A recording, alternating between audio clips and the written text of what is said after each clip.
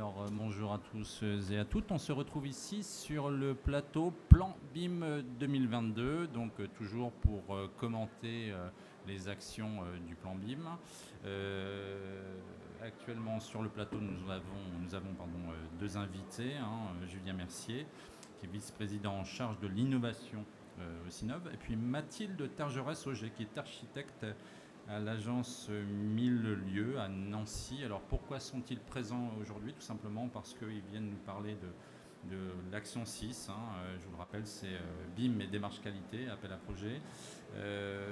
Julien Mercier, est-ce que vous pourriez nous dire un petit mot, même un gros mot, ou en tout cas de beaux mots sur cette action 6 et ce que vous pilotez dans le cadre du plan BIM 2022? Alors, l'action 6 porte sur la maturité des acteurs, donc, pour resituer un peu le contexte. Et donc, on a décidé de lancer fin 2020 un appel à projet sur effectivement des guides, des référentiels sur la qualité notamment. Donc, cet appel à projet, il y a eu une dizaine de personnes qui ont répondu. Donc, des entreprises, des bureaux d'architectes, des maîtrises d'œuvre qui ont pu répondre. Et on a sélectionné 4 lauréats. Alors, pour recontextualiser les choses, en fait, l'objet de cet appel à projet, c'était d'identifier des bonnes pratiques, des référentiels potentiellement qui existaient, parce qu'on a pu voir que certains maîtres d'ouvrage qui lançaient des projets en BIM n'avaient pas forcément toutes les connaissances, je dirais, techniques pour pouvoir mesurer de la qualité des livrables. Et donc, l'idée, c'est effectivement qu'il y ait des processus qui puissent être mis en place, des bonnes pratiques, et de voir si effectivement des architectes, des bureaux d'études ont pu mettre certaines bonnes pratiques pour que quelque part on ait un mode de preuve effectivement que les livrables répondent bien en fait aux objectifs attendus. Donc voilà un peu le contexte, et donc effectivement 4 lauréats, donc un qui est parmi nous et qui va décrire un peu la démarche qu'il a mis en œuvre. Alors justement, Mathilde Tergerès-Auger est ici présente parce que, comme vous le voyez, elle a travaillé, elle et son agence, une petite agence, une dizaine de salariés à Nancy, sur deux projets. Une expérimentation plutôt libre autour de BIM for Value, et puis une expérimentation peut-être un peu plus dans le dur. Vous pouvez nous parler, après vous allez utiliser vos slides pour les montrer, nous rappeler un petit peu comment vous êtes arrivé là à BIM for Value, à cette méthodologie, c'est une méthodologie du BIM, le BIM for Value, et nous expliquer peut-être en 2 mots avant de venir au pupitre qu'est-ce que vous en avez fait. Oui.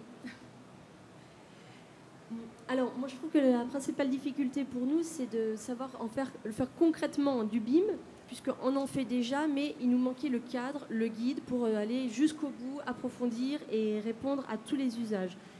Dans les 2 exemples qu'on a cités, la particularité, c'était que le maître d'ouvrage souhaitait juste faire du BIM. BIM pour le BIM, parce que c'est quelque chose dont il entend parler. Il ne veut pas louper le train, mais il n'a pas forcément encore tous les éléments pour savoir à quoi ça correspond. Donc dans la première expérimentation, ça nous a plus servi nous que le maître d'ouvrage en lui-même, puisqu'on a été piocher des informations pour répondre concrètement à certains objectifs. Dans le deuxième, on a vraiment suivi le déroulé et on a demandé au maître d'ouvrage de faire une sélection d'objectifs à partir desquels, je fais court et je rentrerai un peu plus dans le détail par la suite, une sélection d'objectifs qui nous a permis de sortir des cas d'usage et surtout de nous montrer comment y répondre et apporter justement cet élément de preuve ou un aspect plus concret. D'accord, donc ce sont 2 projets, l'un près de Nancy et Villaujar, et puis l'autre dans les Vosges, c'est bien ça? D'accord. Oui. Alors vous venez de nous les montrer, s'il vous plaît?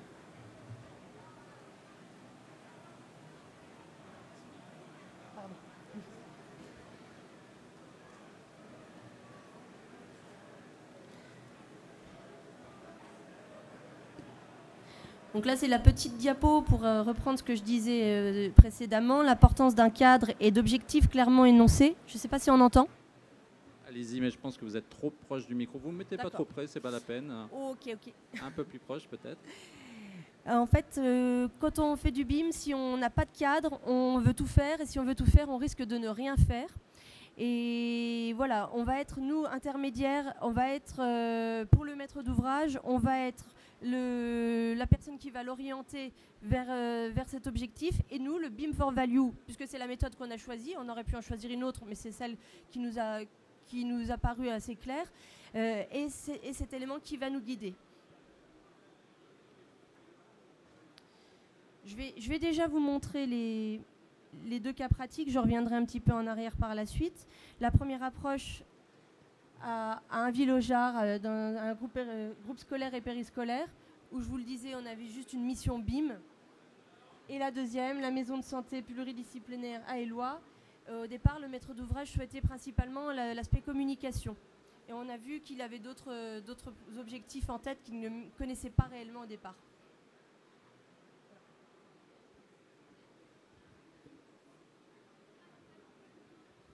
Allez-y, vous pouvez continuer, je vous laisse dérouler simplement. Juste une précision, ce sont 2 maîtrises d'ouvrage publiques, une privée et une publique? 2 publics. D'accord. Alors allez-y, expliquez-nous le début de cette méthodologie BIM for Value, s'il vous plaît. D'accord. Donc l'introduction, en fait, c'est une parfaite transition. Je vais vous redire comment on a compris, nous, cette méthodologie. C'est une trame pour s'assurer que les demandes du maître d'ouvrage ont été prises en compte par les acteurs du projet et surtout que ces derniers sont en mesure d'y répondre. Et grosso modo, on va avoir une matrice Excel d'un côté et un document qui va être constitué principalement de tableaux qui permettront de faire des vérifications de l'autre. Donc pour commencer, on est allé voir le maître d'ouvrage. Donc je m'appuie principalement sur le deuxième exemple qui est le plus abouti. Et on lui a présenté l'étoile à 6 branches en lui demandant de dérouler à chaque fois quels étaient les objectifs qui pouvaient l'intéresser dans la maîtrise des délais, la maîtrise des risques, les performances économiques accrues, les meilleurs services aux usagers, l'amélioration de la qualité environnementale et une meilleure appropriation du projet. Il a fait une présélection. De cette présélection, vous voyez la ligne qui s'appelle « Votre profil des usages recommandés ». C'est vraiment un principe, on fonctionne par étapes. Donc de cette présélection, on en a défini des usages nous correspondants, avec par exemple l'usage communication. Là, c'est un extrait tel quel du référentiel. On n'a absolument rien apporté de personnel sur ces diapos-là. Je vous montrerai ce qu'on en a fait par la suite. Et on va nous dire que si on veut répondre à la communication, eh bien, on a des titres. Je ne vais pas les lire, c'est assez long. Mais il y a des points à vérifier. Vous voyez, points à vérifier à minima. Et vous avez des niveaux. Plus vous allez avoir des exigences poussées, plus vous pourrez atteindre des niveaux. On commence, je pense que c'est bien de viser le niveau 1 pour démarrer.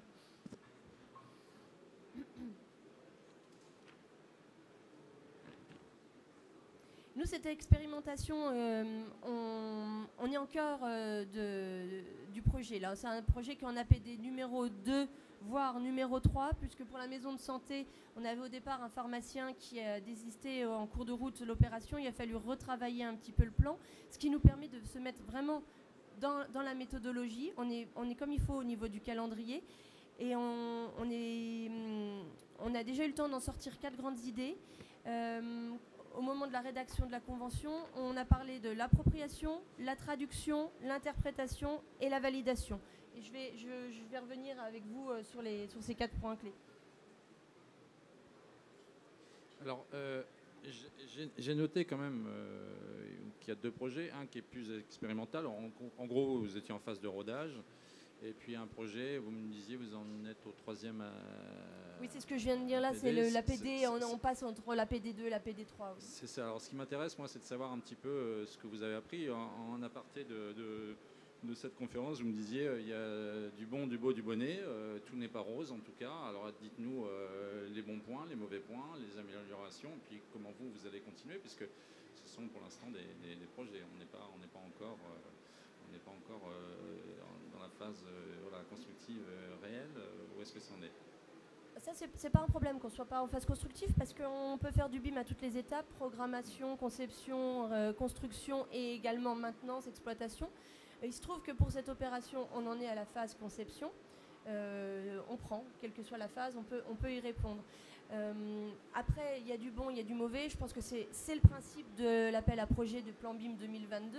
C'est une expérimentation, voir qu'est-ce que ça nous apporte, et ça nous apporte énormément. Et où est-ce qu'on bloque? Je vais prendre tout simplement la première ligne, appropriation vers un document unifié. Nous, cette méthodologie nous sert beaucoup. On a pour autant trouvé que ça rajoutait de la lourdeur à la lourdeur, parce que le BIM, c'est extrêmement complexe. Quand on veut rentrer dedans, il y a énormément de sujets. Et on peut très facilement être découragé. On peut très facilement baisser les bras. J'assistais dernièrement à une thèse dont c'était le sujet. Effectivement, c'est souvent les archis qui disent finalement ça remet trop en question ma manière de faire, j'y vais pas. Donc c'est pour ça que je disais le niveau 1 pour commencer, c'est bien, étape par étape. Et donc quand je dis vers un document unifié, on a souhaité intégrer tous ces documents issus de la méthodologie à la convention qu'on rédigeait nous. On s'est appuyé sur différents modèles, mais on l'a retravaillé à notre sauce en la simplifiant. Donc ça, c'est notre première étape, l'appropriation en simplifiant les choses. Vous me disiez également que vous avez deux marottes, en gros, à l'agence, à votre agence. Vous avez le BIM, évidemment, mais aussi le développement durable. Est-ce que les deux, justement, sont liés? Est-ce que vous êtes aussi avec des outils BIM pour ça, pour gérer cette qualification, cette spécificité de votre agence d'architecture? Oui, je pense clairement, parce que le BIM, ça peut permettre de construire mieux, moins cher, plus vite. Ça répond clairement au développement durable, moins de loupés. Alors, il y a un exemple qui n'est pas de moi, qui est souvent cité, ça coûte moins cher de déplacer un mur sur l'ordinateur que sur le chantier. On est clairement dedans, ça fait des économies de matériaux, de délais, etc. Pour moi, on y répond. Les deux sujets sont clairement liés. D'accord. Alors, une petite question à Julien Mercier. Donc, le thème de l'action 6, c'est qualité. Là, on est vraiment effectivement, dans la démarche de l'agence Milieu. J'ai oublié de le citer, c'est l'agence Milieu à Nancy. On est vraiment en plein dedans, là, dans la recherche de la qualité, dans ce qui est entrepris par les salariés de cette agence. On est vraiment Alors, dans le cadre. Je ne peux pas trop en juger parce qu'on a un AMO qui suit le projet, c'est l'AQC, l'assurance qualité construction. Ce que je peux dire, c'est que nous, je ne l'ai pas précisé tout à l'heure, dans le cadre du plan BIM et de l'action avec ADN Construction, c'est que ce qu'on attend de tout ça, c'est aussi de voir les bénéfices. C'est quelque chose de très important. C'est-à-dire que les référentiels ou les documents qui vont servir de support, donc tel que BIM for Value qui a été cité, l'idée, nous, derrière, c'est effectivement de faire cette expérimentation et d'avoir des retours d'expérience, notamment de l'agence Milieu, qui puissent nous dire, on a utilisé ce référentiel, ce guide, pour améliorer la qualité globale de notre projet. Et voilà les côtés positifs. Ça peut être effectivement la meilleure communication avec le maître d'ouvrage, ou des choses qui ont été un petit peu moins bonnes en termes de compréhension de l'outil ou de l'ergonomie, j'allais dire. Et après, nous, ça nous permet effectivement de diffuser aussi, de dire, voilà, il y a des choses qui existent, elles ont été testées opérationnellement, et voilà les avantages et inconvénients, et ça peut créer aussi potentiellement des groupes de travail derrière qui pourront améliorer peut-être les guides qui sont là. Donc voilà. Vous pouvez nous rappeler peut-être qui est derrière la méthodo dont on vient de parler? BIM for Value? Oui. Alors, c'est un ensemble d'organisations professionnelles. Alors, je ne les connais pas toutes, mais globalement, il y avait la Fédération Sinov qui est partie prenante. Il y avait le CNOA et il y a le Syntec. Donc, on a fait en sorte, en fait, qu'il y ait la partie ingénierie qui soit présente, bien sûr, les architectes qui soient présents. Certes, les maîtres d'ouvrage aussi, on a associé les maîtres d'ouvrage. Et l'idée de ce guide, effectivement, parce que les objectifs BIM, il y en a certains qui sont plus effectivement en phase conception ou en phase programmation, après en conception, exécution et en exploitation maintenance. Donc l'idée, c'était d'avoir tous les acteurs du monde de la construction, je dirais, qui soient présents pour effectivement identifier les besoins, etc. Donc c'est vraiment un travail collectif. Et là, alors il y a eu d'autres initiatives qui ont été faites. Et là, maintenant, c'est voir opérationnellement qu'est-ce que ça apporte auprès des professionnels. Alors justement, vous, professionnel architecte, vous disiez, Julien Mercier, aujourd'hui le BIM intervient à toutes les phases, la conception, la réalisation. Vous le prenez comme ça, vous venez de le dire il y a un moment, il y a un instant. On ne peut plus penser seulement à la phase projet, on est vraiment, y compris dans la phase constructive, c'est un outil utile à tous les moments. Oui, clairement, parce qu'un exemple, il va y avoir... Nous, forcément, on modélise en 3D. On utilise Archicad, on aurait pu utiliser un autre logiciel, il se trouve que c'est Archicad. Il va y avoir des petites applications sur téléphone, sur tablette, comme BIMX par exemple. Je l'ai vu dans des cas concrets sur les chantiers. En fait, en démarrage des chantiers, on présente ça aux conducteurs de travaux qui retransmettent à leurs équipes. J'ai déjà vu des ouvriers sur site se balader dans le projet sur leur tablette pour vérifier un certain point, un croisement. Je pense beaucoup au réseau dans cet exemple, croisement de fluide, parce que les plans, les coupes sont là, mais des fois c'est bien d'avoir également la 3D, ou retrouver l'information manquante, ne pas avoir besoin d'appeler son chef ou d'attendre la réunion de chantier. Il a la réponse en direct. Ça, c'est un exemple concret où on y répond. D'accord. Alors, est-ce que vous avez d'autres choses à nous révéler avec vos projets, là?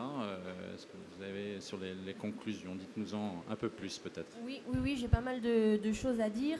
Dans les points très positifs qu'on voit, nous, c'est que... Donc, je reviens sur cette étape d'objectif, usage.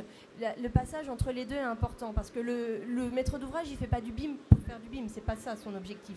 C'est de construire mieux, de construire plus vite, d'avoir une meilleure maintenance, de mieux communiquer, il y en a plein. Et donc, comment on passe de là au résultat, de son objectif au résultat? On traduit ça par les usages. Et j'insiste sur le mot traduction parce que, on en parlait en aparté, nous on pense qu'on fait déjà beaucoup de BIM, on s'est rendu compte que pour certains cas d'usage, on n'allait pas jusqu'au bout. Il nous manquait une étape. Ce n'est pas du tout un problème, nous on ne considère pas que ce point n'est pas acquis chez nous, on n'en a juste pas l'utilité. On s'arrête un peu où on veut, mais au moins on en est conscient, on n'en était pas conscient avant. Et là, on sait que si on a besoin, on ira un peu plus loin dans la modélisation, mais c'est une histoire de rapport bénéfice-investissement. La modélisation plus aboutie, donc moi je pense à un exemple de plainte, mais je ne veux pas rentrer dans les détails et perdre l'auditoire là-dessus. C'est un usage, extraction des quantités. Tout est issu de notre maquette numérique à certaines subtilités. Les plaintes, on ne les modélise pas et on va les extraire avec un œil humain, parce que je trouve que c'est important de ne pas faire entièrement confiance à la machine, et on va les isoler par ratio. Voilà, je ne sais pas si ça vous va. Si. Alors, est-ce que vos slides sont terminés? Est-ce qu'on est arrivé au bout? Je n'ai pas vu. Non, pas encore. Je vais donc un petit peu accélérer. Allez-y. Mais juste, j'avais mis signification des usages. Certains n'étaient pas clairs pour nous. On espérait y répondre parce que c'était l'occasion d'approfondir un peu nos connaissances. On a été faire une recherche. Donc ça, je pense que dans le BIM for Value, c'est un point qu'on peut peut-être prendre en compte, en tout cas pour nous. On a trouvé que la signification des usages n'était pas toujours assez aboutie. On a dû aller chercher à l'extérieur d'autres renseignements. On s'est rendu compte que certains usages ne nous étaient pas destinés, mais plus aux majors de la construction. Donc voilà, on a appris quelque chose. Et les deux points restants, interprétation et réalisation de nouveaux tableaux, je vais en parler rapidement pour ne pas monopoliser, mais c'est important pour moi. Il y a eu la phase interprétation, car nous on a eu besoin d'aller encore un peu plus loin dans l'écrit pour traduire, pour interpréter ce document BIM for Value. L'idée, c'est pas de lire ce qui est écrit, c'est beaucoup trop petit, c'est juste de montrer les documents qu'on a fait. En bleu, c'est clairement extrait de BIM for Value, c'est le document qu'on voyait tout à l'heure qu'on a recopié. Et en jaune, c'est comment on considère qu'on y répond, nous. Donc il nous manquait encore une étape, nous on n'arrivait pas encore à cocher sans passer par cette étape. Donc là, dans l'exemple communication, on a redécoupé par phase, quel livrable on voulait produire, à quoi ça correspondait, est-ce qu'il était ou non issu de la maquette, qui le produisait, qui y contribuait, sous quel format. Et il nous manque, pour valider le quatrième point, pour parler du quatrième point, je vais plus vite que la musique, c'est le mot validation. Puisqu'on a parlé en définition que c'était apporter les preuves qu'on répondait aux attentes du maître d'ouvrage, il nous manque cette étape de checklist et là on travaille dessus. Vraiment pouvoir dire oui, ça c'est acquis, tous les acteurs ont répondu à la demande, en partie ou non, pas du tout.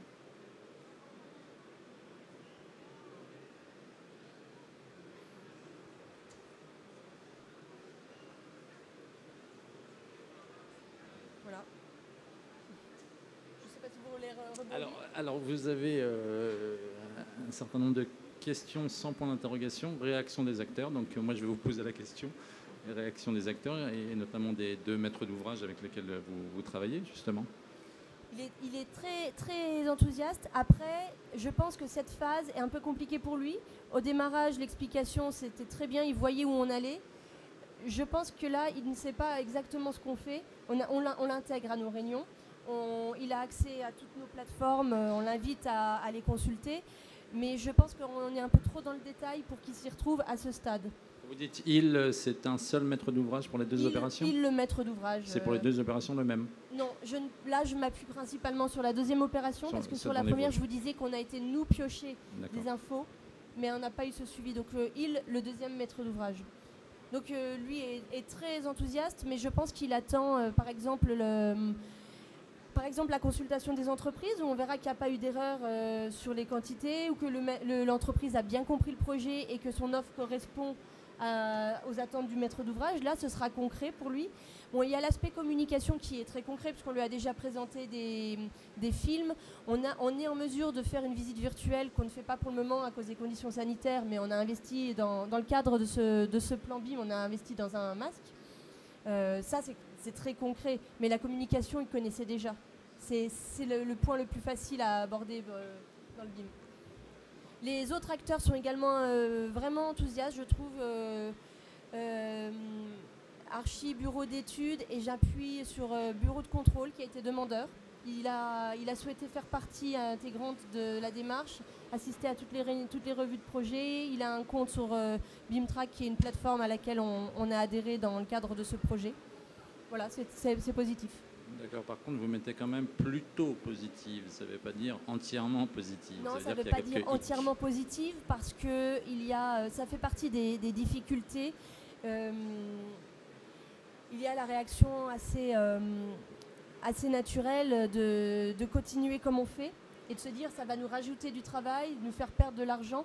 Et moi, je considère que le démarrage du BIM n'est pas rentable. Dans un premier temps, on perd du temps, on perd de l'argent. Mais il faut accepter cette étape pour en gagner par la suite. Les premiers projets ne sont pas rentables. C'est mon expérience personnelle. Il y a un investissement, il y a une production de documents types, compréhension des méthodes, des logiciels, des attendus, qui est clairement plus longue qu'un projet dont on a l'habitude. Par contre, à partir du deuxième projet, on va commencer à avoir des réflexes et à partir des suivants, on est rodé et là, il y a un vrai gain. D'accord, alors on va passer directement sur peut-être les regrets et les pistes de travail. Oui, ou à moins que vous vouliez évoquer encore les difficultés, mais je crois qu'on les difficultés, c'est ce qu'on vient de dire. Il y a certaines qui sont clairement logistiques, revue de projet en visio, on a fait des tests en amont et finalement il n'y a pas de partage d'écran, ça coupe, c'est pas le bon lien. Bon, ça, je pense que ça arrive à tout le monde. Et humaine, c'est qu'il faut... Là, sur cette opération, j'ai oublié de le dire, je n'ai pas la casquette archi, j'ai la casquette BIM manager. Et la difficulté, elle est que j'ai le beau rôle parce que j'ai juste à taper sur les collègues archi ou BET, enfin les partenaires, on va les appeler quand ils font pas ce qu'il faut. Après, c'est aussi compliqué de ne pas pouvoir produire. Donc la difficulté, elle est humaine là-dessus. Parce qu'on est tous pleins de bonne volonté et j'en profite pour remercier tous nos partenaires qui vraiment jouent le jeu, mais très facilement on va se dire oh là, on n'a que 2 semaines pour rendre la PD3, on va reprendre nos anciennes habitudes. Et moi je pense que c'est une erreur. Il faut continuer dans ce qu'on a mis en place. Ça, c'est une grosse difficulté. D'accord, donc le futur, j'imagine, est calé sur les satisfactions. Pour terminer, est-ce que vous pouvez nous en dire peut-être un peu plus, notamment sur l'approfondissement de certains usages? J'imagine que vous avez, y compris en interne, modifié vos méthodologies clairement, générales. Oui, il y a des démarches qu'on a mises en place clairement pour cette opération. Certaines, c'est un peu tôt pour dire qu'on va les poursuivre pour d'autres opérations. D'autres, c'est sûr, on a la communication qui n'est pas la communication par rapport au film, la communication de travail entre bureau d'études et archi, on va la garder, par exemple. Oui, on a beaucoup de choses qu'on va continuer. Et je veux aussi également dire un mot sur la convention type, dont on est très satisfait. On a beaucoup travaillé dessus. C'était le document unifié dont je vous parlais tout à l'heure. Intégrer le référentiel BIM for Value, on s'en est fait propre en fait de ce document. Ça va nous servir pour toutes nos futures opérations. Et je pense que même si le client n'a pas forcément d'objectif BIM, on se fera une convention en interne, maîtrise d'œuvre. On n'a pas très bien entendu, je crois qu'il y a un truc qui est tombé là. Pardon. Même si un maître d'ouvrage futur n'a pas d'objectif BIM pour une opération, je pense qu'on utilisera malgré tout cette convention type au sein de la maîtrise d'œuvre. Ça, c'est quelque chose qui me paraît être acquis. D'accord, très bien, merci Mathilde. Vous avez un petit mot à rajouter, Julien Mercier, peut-être? Ben, ce que je note, c'est que, et c'est ce qu'on voit depuis plusieurs années, c'est que le BIM, c'est avant tout une problématique d'humain, d'actant humain. On a eu tendance à stigmatiser les logiciels, mais on s'aperçoit qu'en fait, alors quand on parle de bonne collaboration, c'est aussi que les gens puissent bien s'entendre, et les documents aussi, pour bien comprendre quels sont les enjeux du projet. Vous parliez de la convention, c'est exactement le cas. Je pense aussi qu'au niveau de la maîtrise d'œuvre, on parlait effectivement d'un maître d'ouvrage qui potentiellement n'a pas mis en œuvre le BIM ou n'a pas prévu de faire du BIM sur un projet. Je pense que les maîtrises d'œuvre et les entreprises doivent s'approprier le sujet. C'est-à-dire c'est pas parce que c'est pas demandé qu'il ne faut pas le faire. Parce que on reste convaincu, et l'expérimentation le montre, et puis il y a d'autres travaux qui sont faits dans le cadre du plan BIM 2022 qui démontrent qu'une entreprise, un cabinet d'architectes, un bureau d'études, une entreprise peut effectivement tirer les bénéfices du BIM pour ses propres usages, sans forcément que le projet soit en amont ou prévu en BIM. Très bien. Ça vous va? Vous avez d'autres choses Je à ajouter? confirme complètement ce dernier point, oui, j'adhère totalement. D'accord. Eh bien, sur cette note d'optimisme, je vous remercie beaucoup, Julien Mercier et Mathilde Tergores-Auger. Je lis parce que c'est un double mot, un double nom. Je vous rappelle que toutes ces conférences sont consultables en ligne dans quelques jours, puisqu'elles sont enregistrées par de petites caméras qui sont ici. Merci madame, merci monsieur. Merci à vous. Merci.